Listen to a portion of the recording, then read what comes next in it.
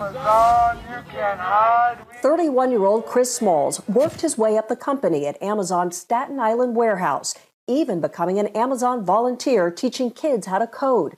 But then the coronavirus arrived at the facility. When did you first become concerned when you were working at Amazon? Late February, beginning of March, I noticed some of my employees around me begin to fall ill, and a domino effect. It was very alarming for me. So I decided to raise my concern through my local HR department. He said the response he got surprised him. Their response was, nonchalant. They said that we're following safety guidelines. They understand my concerns. Our tables in the cafeteria were still together.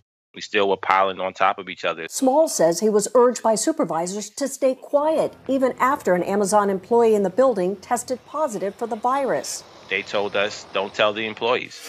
Don't tell the employees. We don't want to cause a panic. Amazon responded, saying, when a COVID-19 case is confirmed in one of our buildings, we communicate this news to all individuals who work at that site. According to Smalls, a couple of weeks later during his lunch hour, he led a small group of coworkers to leave the building and demand better protection from the coronavirus. All we wanted originally was just to have the building closed down and sanitized. That's all we wanted. We will return back to work after that happens.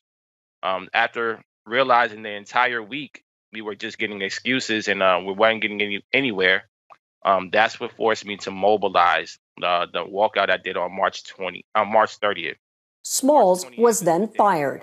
The single father of 3 children decided to take on the massive corporation and hired a top civil rights lawyer. Amazon has to be held accountable for wrongfully terminating Chris Smalls.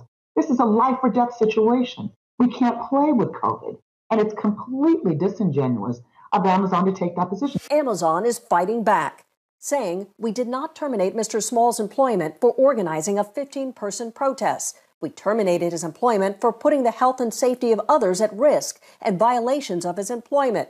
Mr. Smalls received multiple warnings for violating social distancing guidelines. He was also found to have had close contact with a diagnosed associate with a confirmed case of COVID-19 and was asked to remain home with pay for 14 days. Despite that instruction, he came on site, further putting the teams at risk.